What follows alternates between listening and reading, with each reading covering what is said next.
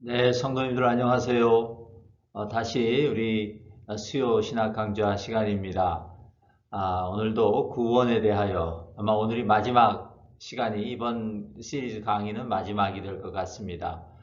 구원의 완성에 대하여 마지막으로 우리 생각해보고 하나님 은혜 받는 시간 되었으면 좋겠습니다. 지난 시간에 저희가 한 번 받은 구원을 인간이 잃어버린다는 것은 논리적으로는 불가능하다 그렇게 제가 말씀드렸습니다. 왜냐하면 우리를 견인하셔서 영화롭게 하시는 주체가 하나님이시기 때문이다는 것이죠. 만약 우리가 우리 스스로의 힘과 또 우리의 결심으로 그 구원의 길을 끝까지 가야 하는 것이라면 그 구원은 확실하지 않다고 말하는 것이 논리적으로 맞을 것입니다. 그런데 성경은 우리가 가는 구원의 길을 하나님께서 인도하신다고 분명히 말씀하고 있습니다. 그래서 하나님이 하시는 일이 실패할 수 있는가? 그럴 수 없다는 것이죠. 그러므로 예수 그리스도를 믿음으로 그 믿음 때문에 받은 구원은 확실하게 그 완성을 이제 경험하게 될 것이다.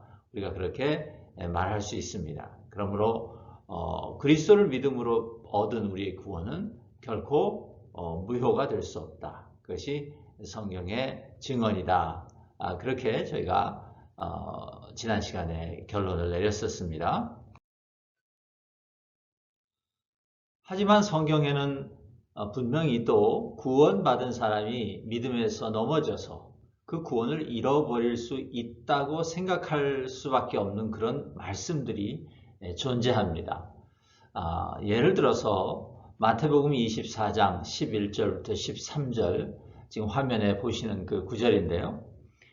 거짓 선지자가 많이 일어나서 많은 사람을 미혹하게 하겠으며 불법이 성함으로 많은 사람의 사랑이 식어지리라. 그러나 끝까지 견디는 자는 구원을 얻으리라. 예수님께서 그렇게 말씀하셨습니다. 제자들에게 이런 경고를 주신 것이에요. 만약 그들의 삶에서, 제자들의 삶에서 넘어져서 구원을 잃어버리는 일이 생길 수 없다면, 그것이 아예 불가능한 일이라면 주님이 왜 이런 경고의 말씀을 하셨겠는가 하는 질문을 우리가 하지 않을 수 없는 것입니다. 그러니까 구원이 확실함에도 불구하고 성경에는 그 불확실성에 대한 가능성을 우리에게 여전히 남겨주고 있다는 것이죠. 왜냐하면 그 넘어짐에 대한 경고들이 성경에 있기 때문입니다. 예수님께서만 그렇게 넘어짐에 대한 경고의 말씀을 주셨던 것이 아니고 사도 바울도 골로새서 1장 21절부터 23절에서 이런 말을 함으로써 주님께서 우리를 하나님과 화목하게 하신 그 구원의 일이 잘못하면 흔들릴 수도 있는 것 같은 그런 생각을 가지도록 만듭니다. 골로새서 1장 21절부터 23절입니다. 전에 악한 행실로 멀리 떠나 마음으로 원수가 되었던 너희를 이제는 그의 육체의 죽음으로 말미암아 화목하게 하사 너희를 거룩하고 흠없고 책망할 것이 없는 자로 그 앞에 세우고자 하셨으니 만일 너희가 믿음에 거하고 터 위에 굳게 서서 너희 들은 바 복음의 소망에서 흔들리지 아니하면 그리하리라. 그러니까 지금 사도 바울의 이 고로새서 말씀도 만일 그렇게 하면 너희가 정말 만일 믿음에서 흔들리지 않으면 복음의 소망에서 흔들리지 않으면 마지막까지 거룩하고 흠없고 책망할 것이 없는 자로 하나님 앞에 서게 될 것이다. 그러니까 구원이 완성될 것이다. 지금 그렇게 말씀하고 있는 거죠. 그러니까 조건으로 만일 너희가 그렇게 하면 그렇게 될 것이다. 거꾸로 읽으면 만일 너희가 그렇게 하지 못하면 너희가 지금 받았다고 생각하는 구원이 완성에 이르지 못할 수도 있다. 너희가 실패할 수도 있다. 이런 말씀으로 우리가 듣지 않을 수 없는 것이죠. 또 히브리서 기자가 쓴 말씀도 볼까요? 6장 11절부터 12절입니다. 우리가 간절히 원하는 것은 너희 각 사람이 동일한 부지런함을 나타내며 끝까지 소망의 풍성함에 이르러 게으르지 아니하고 믿음과 오래 참음으로 말미암아 약속들을 기업으로 받는 자들을 본받는 자가 되게 하려는 것이니라. 그러니까 히브리서는 지금 분명히 구원받은 성도들에게 믿음과 오래 참음으로 구원의 약속을 마침내 받을 수 있도록, 그 구원의 약속이 믿는 자의 기업이 될 수 있도록 부지런해야 된다. 게으르지 않아야 한다. 그렇게 지금 가르치고 있는 것입니다. 한 구절만 더 또 보겠습니다. 고린도전서 9장 26절부터 27절인데요. 그러므로 나는 다름질하기를 향방 없는 것 같이 아니하고 싸우기를 허공을 치는 것 같이 아니하며 내가 내 몸을 쳐 복종하게 함은 내가 남에게 전파한 후에 자신이 도리어 버림을 당할까 두려워함이로다. 지금 사도 바울이 이렇게 말씀하셨다는 것이에요. 그러니까 지금 다른 사람에게 복음을 전하는 사명을 지금 감당하고 있는 그 사도 바울이 지금 내가 다른 사람에게 복음을 전하고 나서 오히려 나는 구원을 잃어버리지 않을까 그런 두려움이 있어서 내가 내 몸을 쳐서 그 복음에 복종한다. 지금 그렇게 말씀하고 있는 것이죠. 그러니까 이 말씀도 잘못 우리가 그저 맥락 없이 우리가 이 말씀을 받아들이고 들으면 사도 바울마저도 자기의 구원을 잃어버릴까 걱정했고 구원의 확신을 가지지 못한 것 아니냐 이렇게 우리가 생각할 수 있는 그런 구절인 것이 분명합니다. 여러분 또 한 구절 볼까요? 넘어짐에 대한 경고의 구절입니다. 히브리서 6장 4절부터 6절 말씀입니다. 한번 빛을 받고 하늘의 은사를 맛보고 성령에 참여한 바 되고 하나님의 선한 말씀과 내세의 능력을 맛보고도 타락한 자들은 다시 새롭게 하여 회개하게 할 수 없나니 이는 그들이 하나님의 아들을 다시 십자가에 못 박아 드러내놓고 욕되게 함이라. 이 말씀은 어떤 말씀보다 심각합니다. 하늘의 은사를 맛보고 한번 빛을 받고 은사를 맛보고 성령에 참여한 바 되고 또 하나님의 선한 말씀과 내세의 능력을 맛보았던 사람에 대한 이야기입니다. 그런데 그러고도 타락한 자들은 다시 회개할 수 없다. 왜냐하면 그들은 그 타락으로 말미암아 하나님의 아들을 다시 십자가에 못 박아 드러내놓고 욕되게 한 것이기 때문에 그렇다. 이건 정말 심각한 말씀이죠. 그러니까 구원을 받았던 사람이 타락해서 예수 그리스도를 다시 십자가에 못 박는 삶, 그런 삶으로 돌아갈 수도 있음을 지금 강력하게 경고한 것입니다. 이 구원을 잃어버릴 수도 있다고 주장하는 그 사람들의 의견을 강력하게 뒷받침하는 그런 성경 구절이 아닐 수 없는 것이죠. 여러분, 성경 구절들에만 그런 그 말씀에만 그런 증거가 있는 것이 아니라 그 구원의 불확실함 또에 대한 그 넘어짐의 실례가 성경에 나오지 않습니까? 바로 가룟 유다의 배반입니다. 예수님에 의해서 12 제자들 가운데 한 명으로 선택되었던 유다입니다. 그런데 그런 유다가 예수님을 배반했습니다. 그리고 성경은 유다가 구원을 다시 회복했다고 말하지 않습니다. 그러니까 유다는 구원을 잃어버린 것이죠. 그러니까 예수님께서 처음부터 그가 믿지 않는 사람임에도 불구하고 의도적으로 그를 선택하셨던 것이 아니라면 또 혹은 주님께서 판단의 실수를 범한 것이 아니라면 여러분 결론은 분명합니다.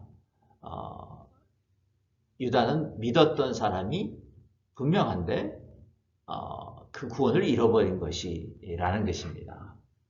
그렇죠. 예수님께서 의도적으로 유다가 믿음이 없는 사람인데 그 12제자로 의도적으로 선택하셔서 나중에 배반을 하게 하신다. 이거 상상할 수 없는 일 아닙니까? 또 예수님께서 판단 미스를 하셨다.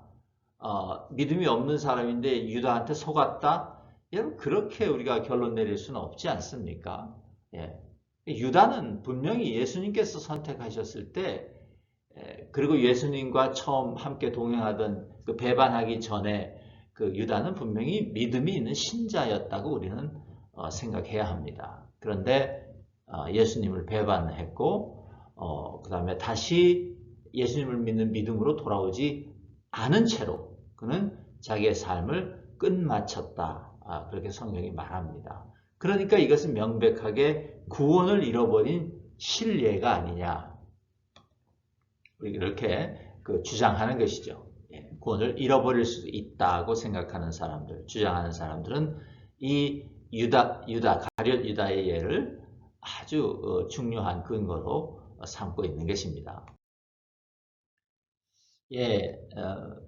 우리가 구원을 잃어버릴 수 있는가 없는가 하는 문제에 있어서 또 한 가지 중요한 그 주제가 있는데요. 그것은 인간의 자유의 문제입니다. 성경은 우리를 자유로운 존재라고 말합니다. 창세기 아담과 이브만 보아도 그들에게는 하나님의 명령을 불순종할 수 있는 자유가 주어져 있었습니다. 또 구약 성경은 지속적으로 사람들에게 우상이 아니라 하나님을 선택하라고 경고하고 있습니다. 그리고 그 경고를 듣지 않았을 때 그들이 자기 선택에 대한 책임을 져야 했습니다. 그러니까 구약 성경의 백성들도 역시 아담과 이브처럼 하나님의 명령에 순종하거나 순종하지 않을 자유가 있었다는 것입니다. 그러니까 자유가 있었다는 것은 인간이 스스로 그 구원을 포기할 수 있는, 넘어질 수 있는 가능성이 있다는 이야기가 아니겠습니까? 정말 어렵습니다. 이 문제는 많은 신학자들 사이에서도 논쟁이 있을 만큼 그런 어려운 문제입니다. 그런데 그렇다면 도대체 구원은 확실한 것인가 불확실한 것인가 이제 우리는 우리대로 결론을 내릴 때가 다가오고 있는데요. 여러분 다시 한번 말씀드리지만 우리의 구원이 완성에 이르도록 그것을 견인하시는 분이 하나님 자신이라고 구원의 확실함에 대하여 분명히 말씀해 주신 성경 구절들이 있습니다. 또 지난주에 제가 그렇게 강조해서 여러분에게 그 확신이 있어야 한다라고 제가 말씀드렸습니다. 그러면 도대체 지금까지 오늘 제가 이렇게 제시해드린 성경의 구절들, 또 가룟 유다의 예, 또 인간의 자유의 문제 이런 것들을 생각해 볼 때 정말 지금까지 우리가 믿고 있었던 그 구원의 확실함이라는 것은 구원을 잃어버릴 수 없다는 우리의 그 믿음은 도대체 무엇인가 하는 정말 어려운 문제가 남는 것이죠. 그런데 여러분 창세기 아담과 또 예수 그리스도를 믿음으로 구원받은 우리들 사이에는 결정적으로 다른 차이가 있습니다. 바로 예수 그리스도라는 은혜입니다. 신약 성경은요, 우리들에게 이 문제를 그 성경 구절들을 참 많은 구절들 우리가 함께 자세하게 보면서 다뤄야 하는 문제이긴 한데 제가 그냥 이렇게 여러분에게 설명드리고 넘어갑니다.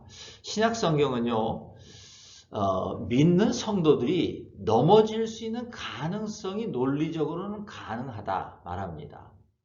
아까 보여드린 그 성경 구절들처럼 가능합니다. 논리적으로는 가능합니다. 그런데 동시에 신약 성경이 가르치는 가르침 중에 중요한 것은 뭐냐면 그런 일이 일어나지 않는다고 가르칩니다. 이게 중요한 것인데요. 꼭 기억하시기 바랍니다. 구원을 잃어버리는 것이 논리적으로는 가능한데, 인간의 논리로는 가능한데 실제로 일어나지는 않는다. 신약성경의 그 성결 구원의 그 확실성에 대한 그 성경 구절들을 다 모아서 우리가 정리해 보면 우리가 그렇게 말할 수 있습니다. 그러니까 하나님께서 성도가 넘어지는 것을 불가능하게 만들어 버리셨으면 그럼 인간은 자유가 없는 존재이죠. 예. 그래서 하나님은 그렇게 이 일을 처리하시지 않았다는 것이죠. 그러니까 아예 성도가 넘어질 수 있는 가능성 자체를 차단하심으로써 구원을 완성해 가시는 구원의 확실성을 보장하신 것이 아니라, 잘 들으셔야 합니다. 하나님께서는 성도들을 당신의 은혜로 지켜주심으로써 그런 일이 일어나지 않도록 우리를 도와주신다는 것입니다. 이것이 신약 성경의 가르침이에요. 이것이 또한 그 견인이라는, 그 하나님께서 우리를 견인하신다고 그러지 않았습니까? 구원의 완성에 이를 때까지. 그 견인에 있어서 예수 그리스도의 은혜의 역할인 것이에요. 그러니까 아예 그 가능성이 차단된 것은 아니지만, 그러나 예수 그리스도 안에 있는 사람들을 하나님께서 은혜로 우리가 그런 일을 행하지 않게끔 우리를 도와주신다는 것입니다. 그 방법을 통해서 우리의 구원을 완성하신다는 것이에요. 여러분, 이 부분이 여러분 좀 잘 이해가 되셨으면 좋겠습니다. 지금 이 시간 성령님께서 저와 여러분 사이에서 이것이 이해가 될 수 있도록 좀 도와주시기를 기도합니다. 다시 말해서 여러분, 우리는 믿음을 포기할 수 있는 자유를 잃어버리지는 않습니다. 하나님께서 우리에게 그렇게 하시지 않습니다. 우리는 여전히 우리의 믿음을 포기하고 잃어버릴 수 있는 가능성에 노출되어 있는 사람입니다. 그런데 우리는 그 자유, 믿음을 떠날 자유, 그래서 구원을 잃어버리게 될 자유를 우리가 사용하지 않을 것입니다.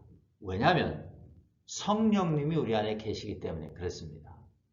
성령께서 우리 안에 계셔서 우리를 도와주시기 때문에 우리는 오히려 거꾸로 자유롭게 그 하나님이 허락해 주신 자유를 가지고 믿음을 지키는 선택을 하게 될 것입니다.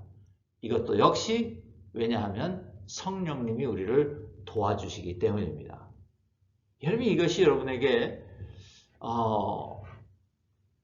지금 이 시간에 이 말씀을 들으시는 분들에게 fully 이해가 되실 수 있기를 주님의 이름으로 축복합니다.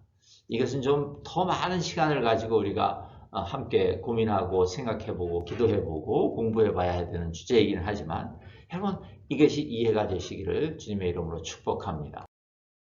이것을 조금 더 잘 이해할 수 있는 그런 좋은 그 비유가 제가 읽는 그 신학 서적에 있어서 제가 여러분에게 소개를 하려고 합니다. 여러분, 만약에 천방지축인 어떤 어린 아이가 하나 있다고 생각해 보십시오. 그 어린 아이를 혼자 두면 그 어린 아이가 차가 막 다니는 차도로 뛰어나가서 사고가 날 수 있습니다. 그래서 그 아이의 부모가 그것을 두려워합니다. 그 부모를 한번 생각해 보시기 바랍니다. 그런 아이를 가진 부모, 그 부모가 그 아이가 안전하게 그 차도로 뛰쳐나가서 사고를 당하는 일이 생기지 않도록 하기 위해서 그 부모가 할 수 있는, 예방할 수 있는 한 가지 방법은 뭐가 있냐면 그 자기 집의 마당에 담을 쌓는 것입니다. 아이가 집에서 놀고 마당에서 놀되 그 이상을 벗어날 수 없도록 아이가 넘어갈 수 없는 담을 쌓아버리는 것이죠. 그렇게 하면 그 천방지축인 아이가 차도로 뛰어나가서 사고가 날 것을 예방할 수 있을 것입니다. 그러나 그것은 아이의 자유를 없애버리게 될 것입니다. 그 말이에요. 그 아이는 아무리 애를 써도 그 마당을 벗어날 수 없습니다. 부모가 쳐놓은 그 울타리 안에 그 마당을 벗어날 수 없다. 그런 말이죠. 이런 많은 사람들이 하나님께서 믿는 자들을 구원의 완성에 이르도록 견인하실 때 이렇게 하신다고 생각합니다. 아니, 이렇게 해 주시기를 바랍니다. 아니, 왜 우리가 무슨 안 좋은 일이 생기거나 어려운 일이 생기거나 내 믿음에 낙심할 일이 생기거나 이런 일들이 생기면 아니, 하나님께서 나를 왜 보호해 주시지 않고 내가 이렇게 죄를 범하고 이런 실수를 범하고 내가 이렇게 이런 타락한 일을 하게 내버려 두셨나 그렇게 생각할 때가 있습니다. 그러니까 하나님께서 나를 왜 담을 쳐주지 않으셨나 내 삶에. 그래서 내가 실수하지 않고 죄짓지 않고 타락하지 않게 왜 막아주시지 않았나 그렇게 생각하는. 그러니까 하나님이 해주시는 그 견인의 은혜가 그런 것이라고 생각하는 분들이 굉장히 많다는 것입니다. 그러나 여러분 그것은 성경이 말하는 바가 아니라는 것입니다. 성경이 하나님께서 우리를 보호하신다고 할 때 그 보호하심은 그런 의미가 아니라는 것이에요. 여러분, 부모가 그 자기의 아이를 지키는 또 다른 방법이 있습니다. 그 아이에게 마당을 벗어나서 거리로 뛰어나가는 그 일이 얼마나 위험한 일인지 알려주는 것입니다. 그래서 그 마당을 벗어나지 않고 그 차도로 나가지 않고 그 마당 안에서만 잘 재미있게 놀도록 조심할 수 있도록 가르치는 일, 그리고 훈련시키는 일, 그것이 두 번째 방법입니다. 그 부모가 아이를 예방할 수 있는 방법. 우리 하나님께서는 믿음으로 구원받은 우리를 보호하실 때 이런 방법으로 보호하신다고 성경이 우리에게 말합니다. 그래서 구원에 이르도록 믿음의 삶에서 훈련이 필요하다는 것이. 우리가 구원받았는데 그 구원이 완성될 때까지 왜 우리가 훈련해야 합니까? 예수님이나 사도들이나 모두 동일하게 성경을 읽어보면 하는 말씀이 믿는 자들이 믿음의 훈련이 필요하다고 말하지 않습니까? 그것이 그 이유입니다. 하나님께서 우리를 견인하셔서 구원의 완성에 이르도록 하실 때까지 우리를 그렇게 보호하신다는 것입니다. 다시 말하지만 하나님께서는 우리의 선택권을 아예 제거하심으로써 우리가 신앙의 길에서 넘어지고 벗어나는 것을 불가능하게 만드시는 것이 아니라 우리가 계속해서 신앙의 길을 걸어가고 당신에게 헌신하도록 동기를 불러일으키시고 또 지금 우리가 조금 전에 쭉 보아왔던 그 경고의 말씀들처럼 우리에게 경고하시고 그리고 또 우리가 정말 힘든 그런 고난이 닥치고 그럴 때면 그것들을 피할 수 있는 방편들을 우리에게 마련해 주셔서 우리가 우리의 판단과 우리의 결심과 우리의 믿음을 가지고 신앙의 길에서 구원의 길에서 벗어나지 않도록 우리를 지키신다는 것입니다. 우리가 그 환난과 유혹을 이겨내도록 우리를 도우신다는 것입니다. 이것이 하나님의 방법이라는 것이에요. 그것이 구원이 확실하다고 우리가 믿을 수 있는 성경의 증거인 것입니다. 그러면 여러분, 좀 전에 말씀드린 비유를 여러분들이 잘 생각하셔야 합니다. 우리 아버지 하나님께서는 우리가 그 아버지 하나님의 집 마당 안에서 만 있을 수 있도록 담을 쳐서 우리를 보호하시는 것이 아니라 우리의 자유를 제한해서 우리를 구원하시는 것이 아니라 비록 담이 없지만 우리를 훈련하시고 우리가 그 믿음의 길을 갈 수 있도록 도우시고 그런 방법을 통해서 우리가 마침내 그 구원의 완성을 경험하도록 우리를 인도하신다는 것을 여러분 꼭 기억하시고 그것이 지금 내가 그 하나님의 훈련 내 은혜 가운데 있다라는 것을 여러분 꼭 명심하시며 신앙의 길을 함께 가실 수 있기를 바랍니다. 그러므로 여러분, 이제 우리가 생각해야 할 마지막 문제들이 몇 가지가 있는데요. 여러분, 믿음을 잃어버린 것처럼 보이는 사람들이 있습니다. 가끔 보면. 네. 근데 그럴 때 우리에게 필요한 질문이 한 가지 있는데, 그 사람이 과연 일시적으로 타락한 것인가 아니면 영적으로 완전히 죽은 것인가 하는 문제입니다. 타락과 또 영적인 죽음은 조금 구분이 되는 그런 상태라고 우리가 볼 수 있습니다.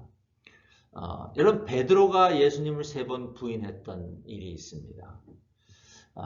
그때 그가 영적으로 완전히 죽어버린 것인가, 믿음을 포기한 것이었는가, 그것은 아니었던 것 같습니다. 일시적인 타락이었던 것 같습니다. 유다와는 다른 경우라는 것이 분명해 보입니다. 요즘 우리 교회 안에도 이런 두 가지 일이 다 있을 수 있다는 것입니다. 이럴 때 우리는 이 유다와 베드로를 어떻게 볼 것인가 하는 것입니다. 우리가 유다와 같은 사람을 볼 때요, 그때 우리는 그가 처음부터 믿음으로 다시 태어나는 중생을 경험하지 못했던 것이라고 우리가 판단합니다. 네, 이 판단에도 많은 논란이 있을 수 있습니다. 네, 그러나 우리의 신학에서는 이렇게 중간에 완전히 그 타락을 넘어서 영적인 죽음으로 나아간 사람들, 그런 사람들을 바라볼 때 우리는 그 사람들이 처음부터 원래 중생, 다시 태어나는 것을 경험하지 못했던 것이라고 우리는 판단해야 한다는 것입니다. 그러므로 여러분, 한 가지 중요한 문제가 여기서 제기되는데요. 여러분, 입술로 믿음을 고백한 것이 한 사람이 예수님 안에서 영적으로 다시 태어났다는 것에 대한 움직일 수 없는 확실한 증거인가? 그렇다고 말하는 것에 있어서 우리가 조심할 필요가 있다는 것입니다. 그러니까 어떤 사람이 지금 내가 예수 안에서 다시 태어난 그리스도인이라고 내가 입술로 내가 예수님을 믿습니다. 예수님을 나의 구세주라고 고백합니다. 라고 입술로 고백했다고 해서 그것이 정말 확실한 증거인가? 그 말하는 것을 다른 사람을 향해서나 나 자신을 향해서나 우리가 조심할 필요가 있다는 것입니다. 외적으로 믿음을 고백하는 것, 또 한 사람이 믿음으로 자신의 한 사람의 믿음이 그 내적으로 진실하게 다시 태어나는 것, 이것이 동일한 것인가?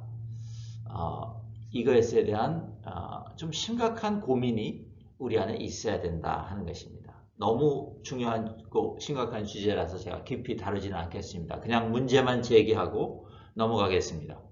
여러분, 정말 우리가 깊이 생각해 봐야 합니다. 내가 한 사람이 입으로 고백했다고 해서 정말 그 사람이 그 영혼의 그 중심에서 정말 다시 태어남을 경험한 것인가? 이것을 우리가 생각해 볼 필요가 있는 문제입니다. 그러므로 정말 마지막으로 우리가 생각해 봐야 하는 문제는 바로 열매 맺음이라는 주제입니다. 구원과 관련해서 생각해 봐야 하는 마지막 문제입니다. 여러분, 주님은 마태복음 7장 22절부터 23절에서 이렇게 말씀하셨습니다. 그날에 많은 사람이 나더러 이르되 주여 주여 우리가 주의 이름으로 선지자 노릇하며 주의 이름으로 귀신을 쫓아내며 주의 이름으로 많은 권능을 행하지 아니하였나이까 하리니 그때에 내가 그들에게 말하되 내가 너희를 도무지 알지 못하니 불법을 행하는 자들아 내게서 떠나가라 하리라. 여기서 말씀하신 그날이라는 것은 마지막 심판의 날입니다. 그러니까 주님께서는 지금 이 구절을 통해서 너무도 분명하게 스스로 믿음이 있다고 생각했지만 결과는 그렇지 않았던 사람들을 지금 경고하고 계시는 것입니다. 마태복음 13장 1절부터 9절에는요, 씨 뿌리는 농부의 비유가 나옵니다. 그 농부의 비유의 말씀에 의하면 구원받은 사람은 예수님에 의하면 그게 거기에 보면 30배, 60배 혹은 100배 열매를 맺는다. 좋은 땅에 떨어진 씨앗을 이야기하는 것입니다. 그렇게 열매를 맺는다. 그렇게 말씀하셨어요. 그러니까 여러분, 우리가 구원의 완성의 문제를 우리가 생각할 때, 지금 내가 정말 구원의 완성에 이르는 그 길을 가고 있는가? 여러분, 그 생각을 할 때, 우리가 스스로 우리 자신을 돌아보고 측정해 보아야 하는 그 잣대는 내 입술의 고백이 아니라 지금 내 삶에서 맺고 있는 열매이다라는 것을 여러분 꼭 기억하셔야 합니다. 물론 그 열매를 세상적인 판단으로 누가 어떻게 그것을 열매를 얼마나 맺었느냐를 판단하는 것은 어려울 것입니다. 그것은 전적으로 주님께 달려있는 문제이고 하나님께 달려있는 문제입니다. 그러니까 함부로 우리가 당신은 열매를 맺고 있지 못하므로 당신은 구원받지 못한다 이렇게 말할 수는 없습니다. 그러나 자기 스스로, 나 스스로 항상 하나님 앞에서 내가 하나님의 은혜로 지금 견인받아서 구원의 길을 가고 있는가 생각할 때 우리가 자기 스스로를 판단하는 기준은 언제나 내 입술의 고백이 아니라 내 삶의 열매여야 한다는 것입니다. 여러분, 이 말씀이 조금 여러분에게 부담이 되고 어려운 말씀이 될 수도 있는데 제가 고민하다가 이 말씀을 그대로 여러분에게 전합니다. 여러분, 이것을 분명히 하셔야 됩니다. 그러니까 구원의 증거, 내가 지금 구원의 길을 잘 가고 있다라는 증거는 당연히 그 구원은 하나님께서 나를 견인해 가시는 것입니다. 지금까지 말씀드렸던 것처럼. 그리고 예수 그리스도의 은혜 때문에 그것은 내가 그 길을 벗어나지 않고 하나님의 마당을 벗어나지 않고 내가 그 마당 안에서 살아가도록 하나님께서 분명히 은혜를 너에게 베풀어 주십니다. 그러나 정말 내가 그런 삶을 지금 살고 있는가 하는 것을 여러분들이 정말 확인하시고 싶으시다면 그건 여러분의 삶을 돌아보고 우리의 삶을 돌아보고 우리가 정말 우리의 삶 속에서 열매를 맺고 있는가. 그게 어떤 열매인가는 성령님과 나 사이의 관계에서 결정될 일이지만 그것을 우리가 항상 돌아봐야 하는 것은 구원의 문제에 있어서 우리에게 피할 수 없는 일이다라는 사실을 여러분 꼭 기억하실 수 있기를 축복합니다. 이 열매와 관련해서 마태복음 24장 12절 13절을 여러분 꼭 보시면 좋겠습니다. 구원의 증거는 지속적으로 내가 열매를 맺고 있느냐 하는 것이라고 제가 좀 전에 말씀드렸는데요. 그럼 가장 귀한 열매는 무엇인가? 마태복음 24장 12절 13절이 이렇게 전해줍니다. 불법이 성함으로 많은 사람의 사랑이 식어지리라. 그러나 끝까지 견디는 자는 구원을 얻으리라. 그렇게 주님께서 말씀하셨습니다. 그러니까 사랑이 식지 않고 끝까지 남는 사람, 그는 구원을 얻으리라. 그렇게 말씀하신 것이죠. 먼저는 여러분 주님에 대한 사랑이 식지 말아야 합니다. 주님에 대한 사랑이 여러분 식으면 안 돼요. 우리가 맺는 열매는 1차적으로 그것이에요. 우리가 열매 있는 삶을 우리 삶에서 열매를 맺고 있느냐 없느냐 하는 것은 먼저 내가 주님을 사모하느냐, 내가 주님을 사랑하느냐, 주님이 제시하신 그 삶의 방식을 내가 사랑하느냐. 여러분 그것입니다. 그것이 여러분 안에 식지 않았으면 여러분 지금 열매를 맺고 있다고 생각하셔도 됩니다. 동시에 주님에 대한 나의 사랑이 그렇게 식지 않고 뜨겁게 지금 아직도 뜨겁게 그렇게 주님을 사랑하고 있다면 여러분, 우리는 주님이 사랑하시는 다른 사람들을 또한 사랑할 수 있을 것입니다. 사람에 대한 사랑이 식지 않아야 합니다.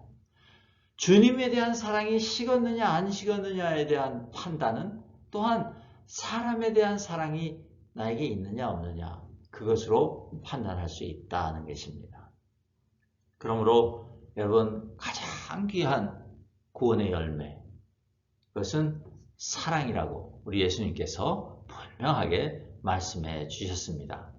여러분, 이 구원의 강의를 우리가 이제 1차적으로 마치면서 이것이 꼭 기억되었으면 좋겠습니다. 제가 제일 첫 시간에 구원은 변화다, 그런 말씀 드렸습니다. 예수 그리스도를 믿음으로 받아들이는 사람 안에서 일어나는 변화, 그것이 구원이다, 제가 그런 말씀 드렸죠. 이 마지막 시간에 지금 이제 그 구원의 증거가 무엇인가? 여러분, 우리 안에서 지속적으로 사랑의 열매가 맺혀져 가면 우리가 지금 변화되어 가고 있다고 우리가 확신할 수 있는 것입니다. 그러면 우리가 하나님의 마당에서 살고 있다고, 우리가 벗어나서 차도로 나가지 않고 하나님의 집의 그 마당에서 살고 있다고 우리가 확신할 수 있는 것입니다.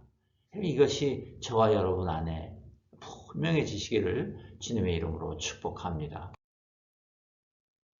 예, 이제 구원받은 성도의 삶에 남아있는 그 주제는요, 그 구원에 따르는 영광이 남아 있습니다. 이 영광이라는 주제는 이 세상의 시간을 마감하는 그 우리의 죽음이라는 사건과 또한 밀접하게 연결되어 있기에 이제 9월에 다시 시작하게 될 죽음과 영원한 삶에 대한 강의에서 다루도록 하겠습니다. 그 전에도 주일 예배 설교를 통해서 간혹 영광이라는 주제를 다룰 수 있게 될지도 모르겠습니다만, 예, 우리가 이제 9월쯤에, 제가 요번 이 강의는 2월에 시작했는데요, 이제 부활절과 함께 마무리를 합니다. 9월에 제가 좀 더 잘 준비해서 우리 삶에 있는 영광, 마지막 영광, 우리의 죽음과 그 이후의 영원한 삶, 그것에 대해서 함께 공부해 보도록 하겠습니다. 그동안 부족한 강의를 들어주신 분들께 감사드립니다. 그리고 우리 하나님께서 우리의 그 삶에 허락해 주신 그 구원의 은혜가 저와 여러분의 삶에 조금 더 풍성해지는 그런 저희들 되었으면 좋겠습니다. 잠깐 기도하겠습니다. 아버지 하나님, 감사합니다. 지난 3개월여 동안 주님께서 허락해 주셔서 그 하나님의 구원, 우리가 받은 구원에 대한 신학적인 주제들을 아버지 검토해보고 또 그것들을 생각해보는 시간을 가졌습니다. 이 시간을 통해서 참 부족한 강의였지만 하나님, 우리의 구원에 대한 확신이 자라고, 또 그래서 우리의 삶이 그 구원의 은혜들로 조금 더 넘쳐나게 되는 그런 시간들이었기를 하나님 소망합니다. 또 이 시간들을 통해서 우리에게 한두 가지라도 우리 안에 남아있는 것들이 있다면 하나님, 우리의 평생에 그것들로 말미암아 하나님의 구원의 은혜를 우리가 더욱 감사하며 기뻐하며 즐거워하며 사는 저희들 될 수 있도록 하나님 도와주시옵소서. 우리의 삶이 변화되기를 원합니다. 그 변화 속에 예수 그리스도의 사랑이 그 중심에 있어서 하나님, 우리가 더욱 하나님을 사랑하고 사람들을 사랑하며 그렇게 사는 구원받은 성도들 되기 원합니다. 하나님, 성령을 우리 안에 부어주셔서 우리를 그 하나님의 마당 안에서 아버지 벗어나지 않고 살아가는 그런 사랑의 사람들 될 수 있도록 하나님 인도하여 주옵소서. 그렇게 해주실 것을 믿고 감사드리며 예수님 이름으로 기도드리옵나이다. 아멘. 네, 감사합니다.